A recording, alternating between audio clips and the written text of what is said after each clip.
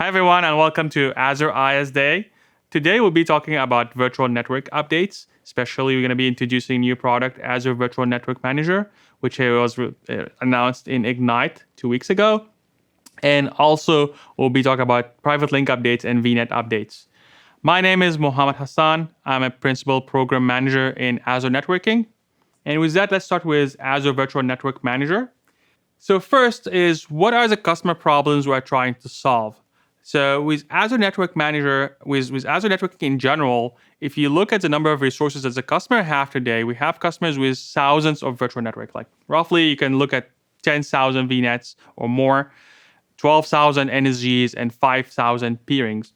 So what's interesting about that number, it's not the number right now, it's just doubling. Like last year, this was half. So if you look at this is increasing. This is just a sample customer from our top 100 customers. And we see that with all customers where every year the numbers are doubling. What customers have been doing so far to manage this is they have their own home-built solution or homegrown solutions where they use scripts, they use templates, or they use third-party or CLI or kind of combination of all of these together to build a solution to manage these, like manage the deployment, manage the day two operation of that, adding new virtual networks to the connectivity, and so on. With that comes a few challenges. First of all, it's an operational overhead. If you think about it, it's a cost to manage this. Also, it's prone to errors. Single errors there can cause network outages for production workloads. And lastly, it's hard to react to architecture changes. So when we introduce a new product, something like Private Link or V1, and you want to move to a new architecture or to adopt this new service, you have to go back again and rebuild these homegrown solutions. So with these challenges, we're introducing Azure Network Manager to solve these problems. Azure Network Manager offer you is an ability to segment or design your network. So you could have different segments, and I'll talk about that in a bit. And then you apply configuration to the different segments depending on the requirements or depending on what is your security or connectivity requirements for this network segments. And then lastly, you deploy this in a safe manner and you monitor your deployment, and then you react if you want to do any day two changes, if you go change your configuration, or if you want to change your network segments. So let's talk about the first feature of Azure Network Manager, which is network segmentation.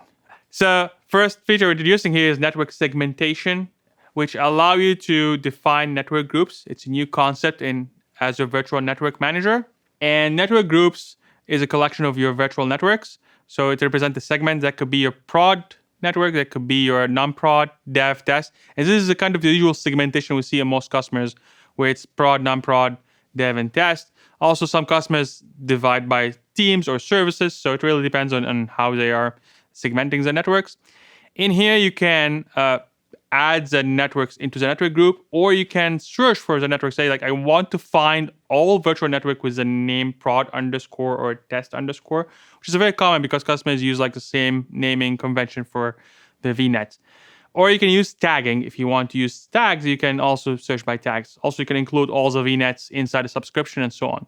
So you can manually add virtual networks, or you can automatically add them to the network group. Also, whenever a new VNet or virtual network comes up with that tag or name, will be added dynamic to the group. So we have the capability of applying the configuration to new VNets as they come up. So now you have segmented your network into network groups is to apply configuration to that network group. So we have two types of configuration right here. We have connectivity and security. And in the future, you can have more different types of configuration, network configurations that you can apply. So in connectivity, we allow you to connect these network groups in different topologies, whether it's a hub and spoke, which is a traditional connectivity topology, or a mesh where you can group all these VNets together and connect them all each to each other, or into a hub and spoke where you can directly connect the spokes together or peer spokes together. With a mesh, if you think about it, like traditionally, if you try to build that, this will be like n squared. This is like n squared connection or peerings between the mesh. So with that, we are reducing the number of peerings or simplifying the number of peerings you build with Network Manager. With that, Network Manager will simplify the creation of this peering, so it becomes possible now to build a mesh which was previously impossible. Next is security configuration. And in security configuration, we're introducing a new concept called admin rules.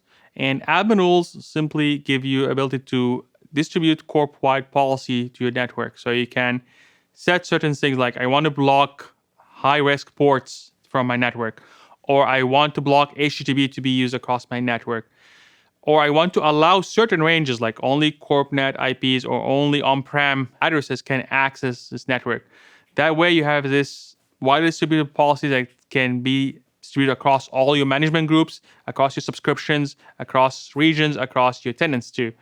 So it simplifies security and also gives you the ability to react. Let's say a new port was found to causing problems or a new range of IP address causing problems and you want to block that immediately, you can just go update the rules in the security configuration and get that pushed down. And the rules are pushed down to the virtual machines. And as they come up, they will come up with these rules. If you create like a new VM, it will come up with the default rules on it. Next is, as we know, is this kind of like network management or with rolling out these configurations, you need a safe way to do that. And we are borrowing the concept of safe deployment, which is what we do today when we deploy Azure code. So we start by a certain region and then we go to the next set of regions and so on. So here, similarly, you can go to your test regions first and then roll out to your production region after that. And if you hit any issues, you can always roll back and roll forward and do the changes. So this gives you the ability to make changes, and then if you have any problems, you can just roll them back. And now I'd like to show you a quick demo of how all that's done in Network Manager. So here we have our company Lambda, where they have 400 virtual networks in production and another 400 in test, and they want to connect that to shared services. Additionally, they want to block port 80 because they don't want anybody to use HTTP. So starting looking here, we have a health app running in Lambda prod environment connecting to the shared services. And we want to connect this together, but also we want to block port 80. So as you can see right now, they're not connected. We try to ping between them, and then we try to reach out to port 443 and 80. Both of them are open. We want to block port 80. So first thing is to create a network manager. And here we go in our portal. We choose a network manager. We enter the details like the name, region, and resource group. And down there, we select the scope where we decide which subscriptions or management group we're managing. So we can select apply and then select the subscription. And then we can decide what we want to connect. Is it connectivity and security, or one of each, or both together? We can decide how we want to, what A&M want to manage. And then we click next. So that will create the first network manager. Now we have our 3 steps, which is create a group and then configure and then deploy. So let's start by creating the group first. In here, we create a prod group or production group. And in that group, we will select all the virtual networks that match the name prod. So we just say name equal contains prod. And AVNM will evaluate and find in all your subscriptions, all your regions, what are the VNets that are matching this. Not only that, any new VNet gets added in the future with that tag will be also added to that group. Next is we will create a test group. And in the case of test, we will manually select them. So we're not going to use the name or tag matching. Instead, we will manually select the VNets. So it's more controlled grouping if you want to think of it. And we select here 4 virtual networks. So we just go select 1 through 10 and 11, 10 and 100. And then we say, okay, this is our part of my test group. Now I have 2 groups, prod and test. So next step is to configure, create the configurations I want, the desired configuration. In that case, I will create a topology, connectivity configuration with a hub and spoke topology. And I'll go to my create new configurations. Then I enter the name of the configuration. I select the type, hub and spoke, mentioned earlier. And then I select my groups. I can select my hub or my groups first, doesn't matter. In that case, I'll select my groups I want to connect. So this is my 400 virtual networks. This is my 4 test networks. And I'm connecting them to the shared services hub. So I'll go to the selector hub, and then I can select the shared services hub. There are options in the connectivity where I can select to allow the spokes in the production network to talk to each other, or to allow the spokes in the test network to talk to each other. This is called direct spoke-to-spoke connectivity. Also, I can set remote use gateways and so on. So I can have additional options, and AVNM will create this topology on my behalf, and also will set all the needed settings for that. Next step is I will go ahead and create a security configuration. And in here, I will enter the security configuration name, and then I will enter the same details about it and create a rule collection, which is a collection of rules I want to apply to my production network in that case. So here I want to block port 80. So I'll create a new rule called block 80, and I will enter all the details needed. It looks the same as a security group. So in that case, all what you need is a priority, the name, and the protocol type, and then the destination port and direction, which in that case outbound. So created that, selected all my necessary rules. It tells you here, be careful, this is a deny rule. So just you don't want to block other workloads. Just check if there's anything in the environment that depends on that. Now, next step is to deploy this configuration. So I start by deploying my connectivity configuration. I select the configuration. I select the region I want to deploy to. That's the safe deployment piece we talked about earlier. And then I say deploy. Similarly, I can do the same thing with the security. I will just select the security configuration, select the region, and deploy. And you can do this as multiple stages. You can deploy to one region, wait, and deploy to a second region, and so on. So you make sure you're safely deploying your configurations. Now, wait for a while, then just start connecting, and you will see the health app is able to reach the shared service. Additionally, I'm able to block port 80. As you can see, like I cannot reach port 80 anymore from that. Now, next step is to go and look at the virtual machines place to see this rules in effect. So I can see the port 80 being blocked in the virtual machine. It can tell me that it will tell you this AVNM admin rules or rules coming from AVNM. So it will show you the security blade or the NSG blade. Also, it will show if you go to the get effective security route to ACLs, you will see that. And lastly, if you want to see the connectivity or the peering that being created or the effect of that peering, you can go to the shared services VM and view the route table and say get effective routes. And that will show you all the 400 VNets we have created in the get effective routes. So this is how you easily connect like 400 VNets to a shared hub and apply security to your 400 VNets in few clicks with using Azure Virtual Network Manager. Great. Now we have seen the demo for Azure Network Manager. Let's talk about virtual network updates and private link updates. So I want to start with VNet updates. In the virtual network, we have announced in public preview the ability to change your address prefixes on peering. That has been a long ask for Azure for a while. So finally it's here. Now with two-period VNet, you can go and modify the address space without breaking down the peering. So if you have your connections all established today, you can just go modify the address space by setting certain flags on that. Also, we are introducing service tags on UDR, which simply allow you to add UDRs, service tags inside your route tables.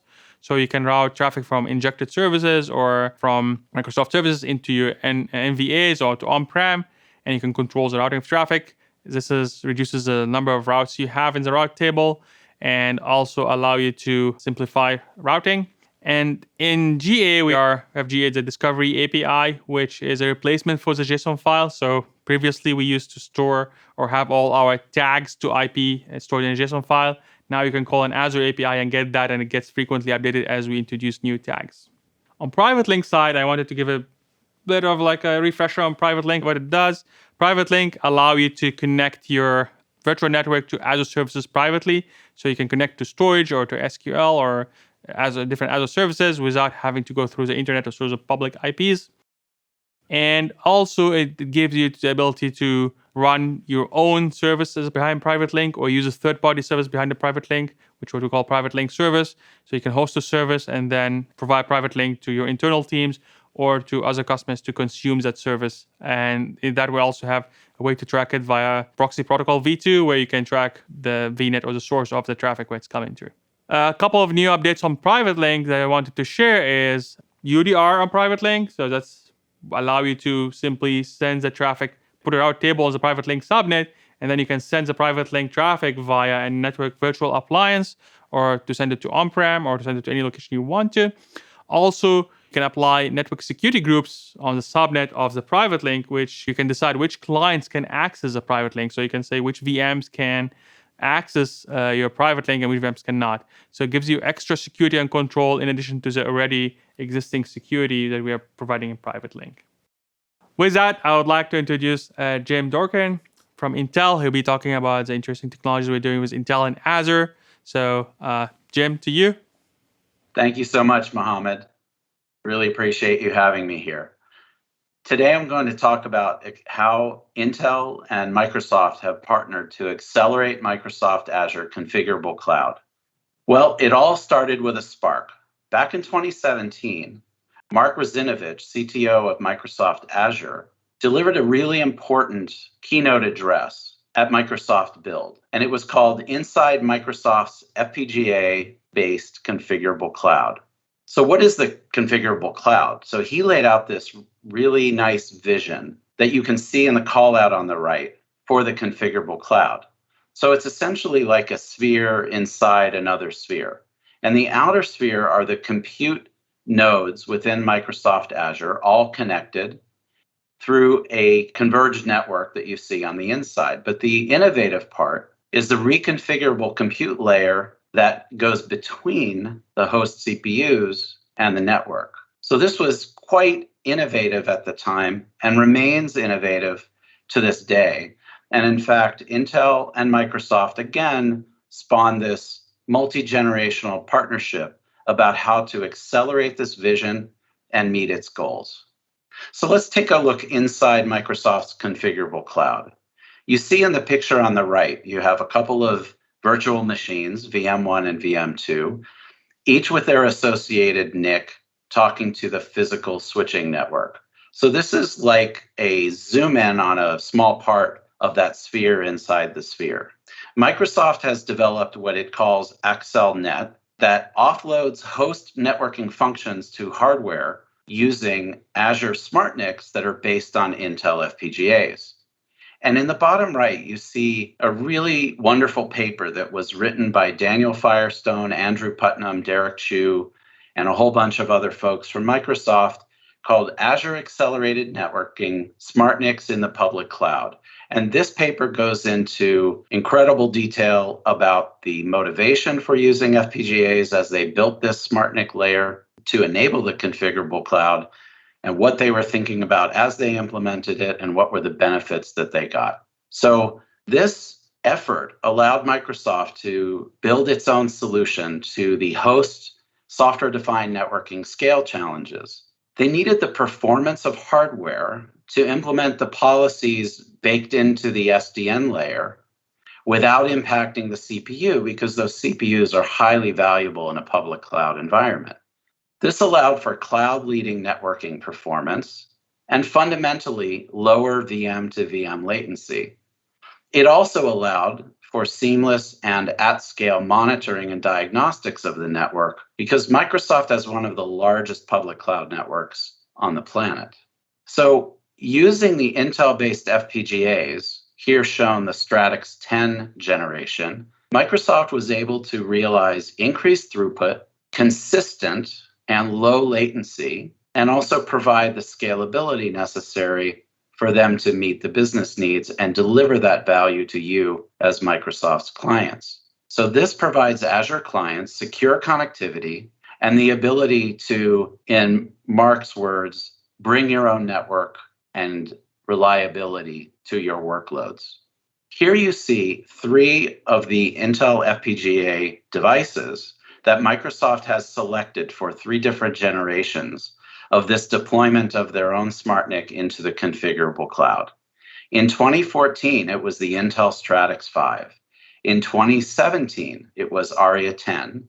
And in 2020, Intel Stratix 10. So with the first deployment, it enabled 40 gig infrastructure and also Project Catapult for accelerating Bing searching.